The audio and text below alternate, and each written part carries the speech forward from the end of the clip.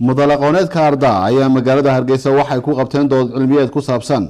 heerka shaqo la'aanta ka taagan Somaliland iyo saameynta ay ku leeyihiin ajaanibta ka howlgala guud ahaan Somaliland. doodaas oo kulmisay dhalinyaro badan oo wax ka barata jaamacadaha dalka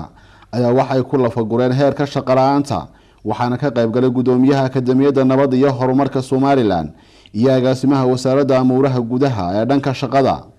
Cabdicasiis Axmed Maxamuud waa gudoomiyaha mudalaqooneedka ardaa waxaana uu tafaasiil ka bixiyay ujeedooyinka ay ka leeyihiin dood cilmiyeedkani. haddii aan ka hadlaa ujeedada aan waxa weeye u sameynay xafladan mudalaqooneedka ardaa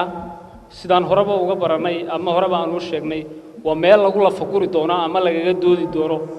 dhammaan problemada jira ee saameyn ku leh waxa weeye wadanka waxyaabaha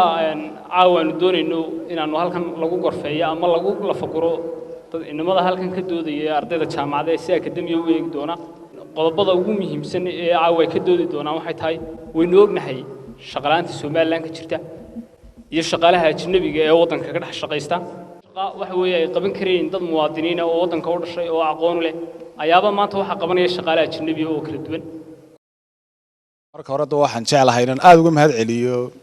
dhalinyartan ardaa ina discussion-ka iyo forum-ka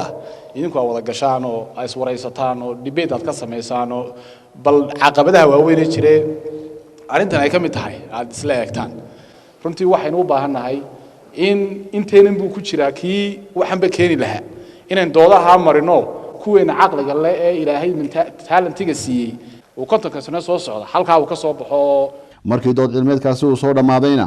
gudoomiye ku-xigeenka ururkaasi ayaan Ismaaciil Xuseen ayaa halkaasi waxay ka sheegtay 5 qodob oo lagu maareyn karo shaqo la'aanta ka jirta Somaliland. 5 qodob waxay kala yihiin in dawladdu sida ugu dhaqsaha badan ay uga yeelato policy ajaanibkan dalka soo galaya. qodobka labaad waxa weeye in dadkeena loo tababaro aqoonta ay dadkaasi leeyihiin si looga maarmo ajaanibka. in dawladdu kantaroosho